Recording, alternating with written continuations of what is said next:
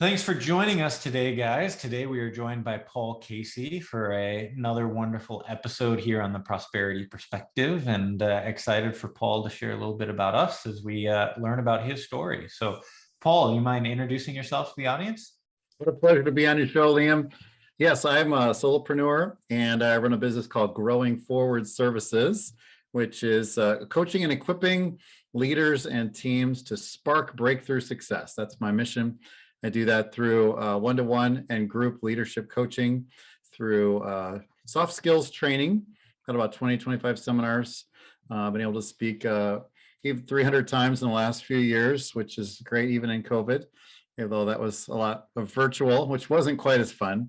And also through team building retreats, whether that's strategic planning or relationship building to bring teams closer together. Very cool. Have you always been in that space? Yes, and I started out as actually a fifth grade teacher years ago, became a school principal, then a executive and a family pastor at a church, and then came to this. So back to your always question, maybe not, but I've always been an educator in some way. So the education is kind of the golden thread for you, and Yes. helping others, it sounds like, and obviously it sounds like the skill stuff that you're doing and the coursework makes a lot of sense there.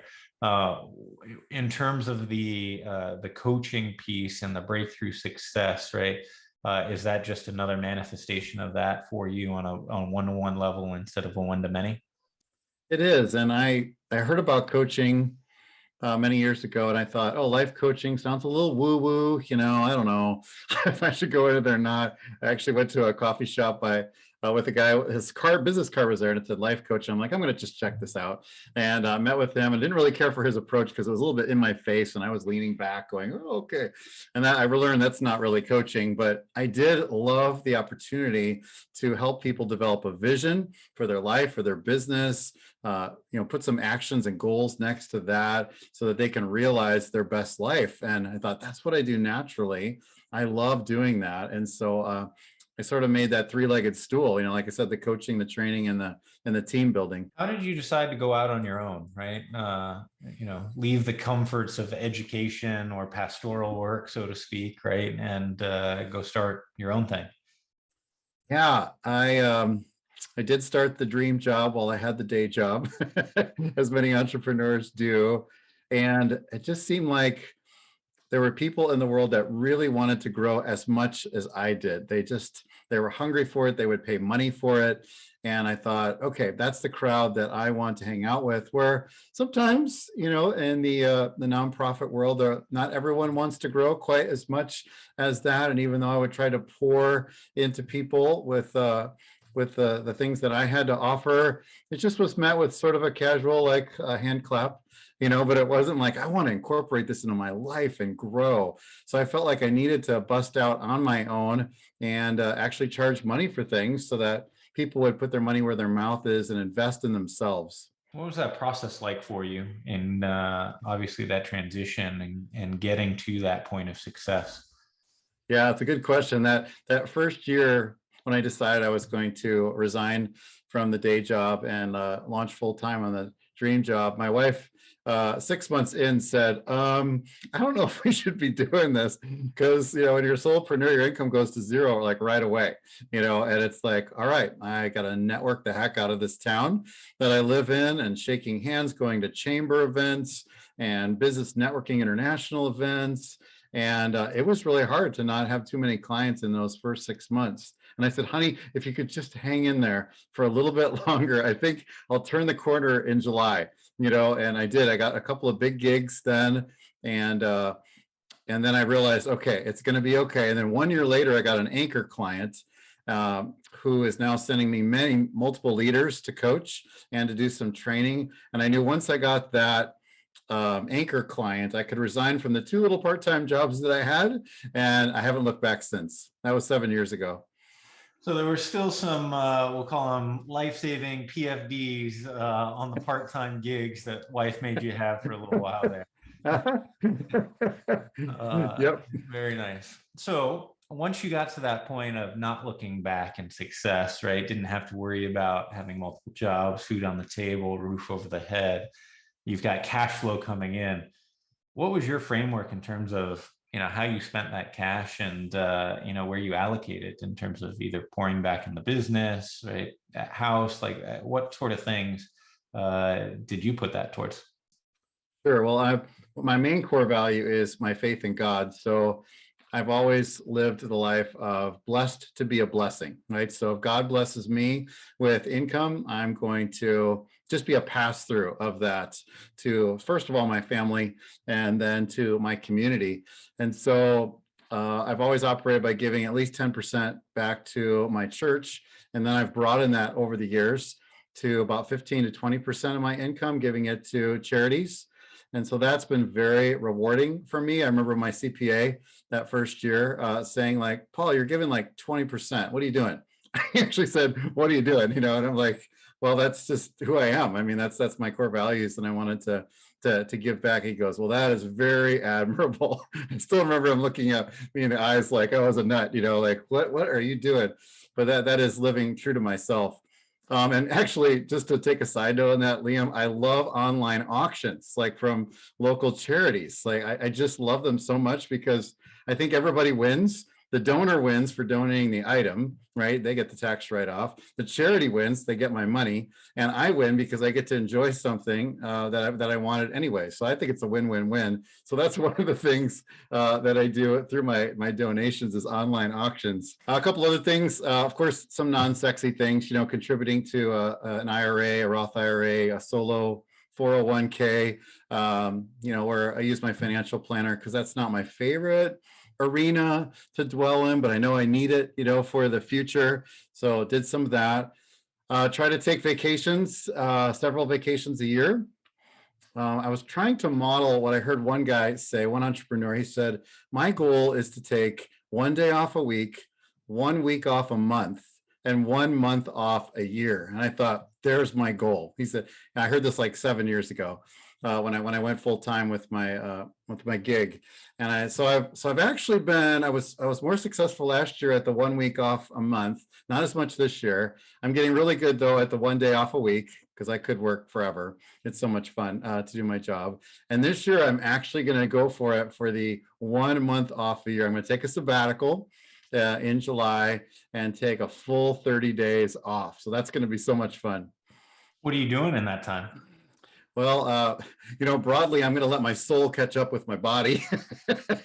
But that sounds probably a little esoteric there. I'm going to read a lot. I love to read. I read 52 books a year, so 1 book a week. So I'm going to read even more, which is going to be great. I'm going to hopefully play some golf because I love golf. It's one of my hobbies. I'm going to sit on the deck. We bought a vacation home back in December. So it's 2.5 hours north of here. And so we're going to sit on the deck and enjoy the beautiful view that we have and enjoy my wife, enjoy our new puppy that we got, a Lhasa Apso named Gizmo.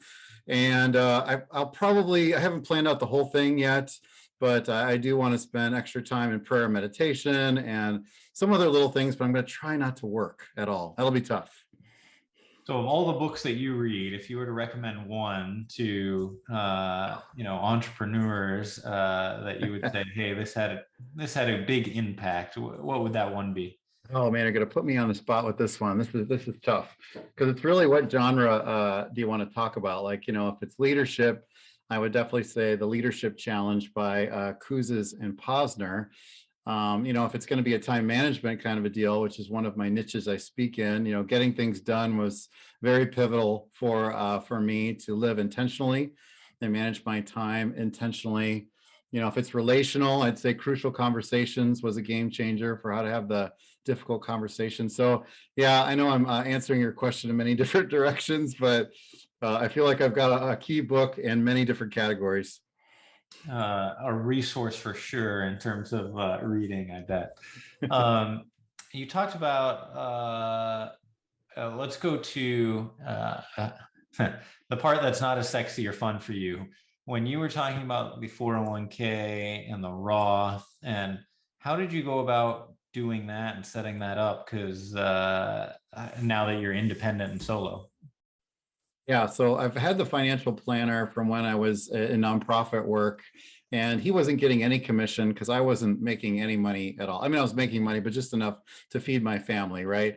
And he didn't take any commission from that. I'm surprised he even took me on, but I am very loyal to him because he was there for me when I didn't have much money to invest in anything. And now I'm able, of course, he's able to make a fee on my investments on that. So I've really depended on him. And I go to him twice a year because I want to learn something, because it's not my sweet spot. I mean, you could run circles around me, Liam, in this arena of investing, but I really depend on him to teach me something each time, to know where to move money around and where to get the most investment and how it can impact my taxes as well in a positive way. As we transition a slightly different direction, right? So you were talking about the different areas that you put money, wanting to take time off, right? What does success or wealth, what does that look like to you? What are you striving for, right? You talked a little bit about striving for this 1 day a week, right? 1 week a month, 1 month a year, right? And that's a time commitment, but obviously it's probably broader than that, and the monetary component fits into a broader strategy. What's that broader strategy for you? Sure. One of those would be to be able to pay for whatever I need whenever I want, to be able to pay for that. I remember the days where the washing machine would break, and it's like, where's that going to come from, right? We're going to have to put that on a credit card in order to do that. And to me now, in a place where to be able to say the washing machine break, no worries, I think we've got the money there, and we're just going to be able to replace that. So that financial freedom is definitely one of those. The second one is to have a emergency fund to be able to rely on in case there is some type of emergency that happens. I also have one of those, I call it a profit first account. I can't remember the author that really is a proponent of profit first, because otherwise you just keep investing it back in the business. So he said to actually pay yourself first. So I pay actually, there it is. You got the book. That's awesome. Yeah. So I have this account, right, that I never touch, and money goes into that automatically. And it just feels good. Like, okay, I'm actually making money, right? It's there, and I'm not going to reinvest that in the business. And it feels like a win to be able to have that. So that's another goal. Being able to leave money to my kids someday. I have 2 children. They're 23 and 20 right now, and to be able to be generous with them when I pass someday is another prong on those future goals. Yeah. So I have to imagine that you're moving right along and in a very good spot relative to those goals, right? At a certain point, if you haven't already, you're going to meet/surpass, right, those components. And then I imagine is it just leaving more for the kids and giving more, right? Or is there a higher purpose to the money, or does the work ramp down to just stay consistent, right? Like, where's your mindset in terms of what that looks like for growth for you, and how you balance that, right? Growth for the company, growth for you, right? Family life, et cetera. Yeah, I really wrestle with this, and my coach will say, like, so what's enough, Paul? Right? And I think most entrepreneurs have to wrestle with this question, because the ceiling can be unlimited. Well, it's limited by your time, right, and in your energy of what you have. But my business is called Growing Forward, and it's one of my 3 top values, right? Faith, family, and growth. So I want to keep taking the next hill, but I realize at some point I'm going to get tired, if I keep up the pace that I am. So I know the pivot that I need to make is to probably get some other coaches under the Growing Forward brand, so that I can also live at the pace that I want. And it's not about the money anymore. It's about the pace that I want to live. And I'm very intentional with my time management now, but I really also want to start cheating, then, like not work at all on Saturday. And then I want to take half of Friday off. And then I want to take half of Monday off and start living I think Tim Ferriss would call it the pre-retirement life now, while I have more energy, instead of waiting for someday when I turn 65 or 70, and maybe I'm not as mobile then, and I can't travel as well or do some other things. So it's living that pre-retirement life now. You had mentioned time management, and I know that's a big topic for you. As you went through that evolution, right, and obviously starting the company, getting it off the ground those first 6 months, kind of what did time management look like for you in that first part? And, how have you evolved over your journey as a solopreneur? And I never want to forget that first year, because I've asked other entrepreneurs, tell me about your first year. And they're fuzzy on that. They're just like, I don't even remember, but you'll make it. Like, it'll be great. And I'm like, that wasn't helpful. And I know that's partly why you do this podcast, right, Liam, is because you want to share strategies and have your guests share practical things. So I never want to forget that first year, because it was a lot of knocking on doors, so to speak, and networking. And so I would put in lots of learning into my calendar in that first year, learning how to be good at my craft, learning how to be a business owner, a real bona fide business owner, learning how to do sales and marketing for the very first time in my life. Because I hung a shingle out during those years when I was at the day job, and they dried up. Those clients dried up, and I thought, oh, that was a fun little hobby, but I didn't know anything about marketing. So that was a big, a new thing. So I did a lot of learning in that year one. One of my strengths finder strengths is learner, and input's another one. So 2 out of my 5 are all about learning. So that's what I spent a lot of time doing in that first year. And so what I do is I time block everything. If you saw my calendar, it might make you a little nauseous, but you'll see things like breaks in there, day night with my wife in there, time with my kids, back then was in there, everything from exercise to filing. I know that sounds really boring, but even filing was in there just so the paperwork pile wouldn't get ridiculous and make me feel like I can't do anything. So time blocking as an entrepreneur is the only way that I've found to live life intentionally. How do you balance? I'm assuming you've read books or topics similar to Essentialism by Greg McKeown, Yes. or The One Thing by Gary Yes. Keller. How do you balance that time blocking and the intentionality with tackling the thing that's most important? Usually it's through the process at the end of a day where I've blocked out that daily preview. It's a daily review preview. So I celebrate my own wins because I'm a solopreneur, right? There's no one to celebrate with. My wife, she's here, but the business stuff is sort of like, yeah. on that. So I literally have a scoreboard in front of me. My big whiteboard is my scoreboard, and I celebrate the wins of the day. And then I think about tomorrow. What are the 3 top priorities? So yeah, I know the book was called The One Thing, but I am an achiever as well. So it's usually 3 things that I want to accomplish in that next day, and really limiting it to 3, because too many priorities means you have no priorities. And so if I get those 3 done, it tends to set off a snowball of productivity for the rest of the day. If I front load that in the morning, and then I feel good, at least I got the 3 done, even if the rest of my day blows up for some reason. It's amazing. The days that I get that most important thing done first just feel so much better. Oh yeah. And I had tried for a while I had time at the end of the day to go do it, and it never worked well. Nope. Never worked well. And so Right. it's worked much better, similar to exactly what you are articulating. As we've got listeners who are hearing your story, Paul, what's one piece of advice that you would give them as they're going through this journey, they're reaching that profitable state, and they're trying to figure out, how to spend their time and money, and where to put their resources? Yeah, I would first of all say come up with at least a 1-year vision for where you want to be. And this is you as a whole person, including your business. At least a 1-year vision. You probably want to go out 5-10 years on that. That one might be another exercise, but at least have a 1-year vision. How do you want to be with your life humming on all cylinders 1 year from now? And put it in categories. Just take, your close family relationships, your health and wellness, your business. And then of course I break business into marketing, sales, clients, and so forth.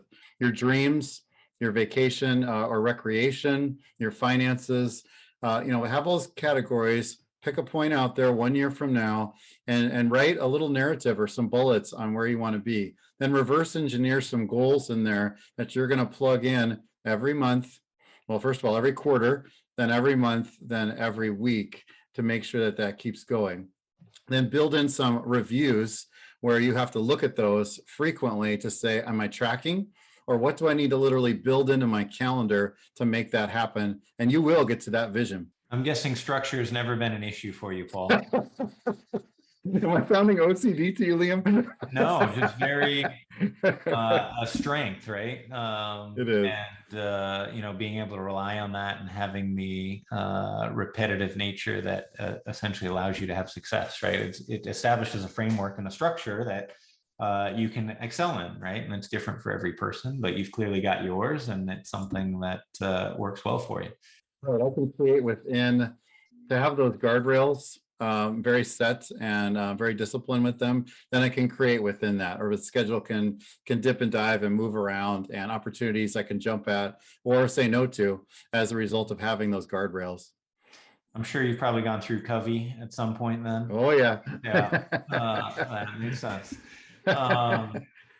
What was it you were talking about goals, right? What was the goal that you set for yourself that was most impactful to your success? It's broad, so I hate to even say it's a goal. It's more of a vision than a goal, but to give the time needed for each of the things that were most important to me. So again, very broad, because I'm a believer in SMART goals. So this doesn't pass that test right now, but it really was that it's not work-life balance either, because that's impossible. But it's more like work-life integration or a work-life rhythm, to feel that all the plates are spinning, but they're spinning at the pace that I want them to spin at. So that's sort of the metaphor that I would use for that goal that I had. As we're wrapping up, Paul, what's the best way for the audience to be able to connect back with you? My website is growingforwardservices.net, growingforwardservices.net. And of course, on all the socials, like Paul D. Casey on LinkedIn, but all things Paul Casey there at growingforwardservices.net. Awesome. Appreciate the time today, Paul. Thank you so much. It's been a privilege, and keep growing forward.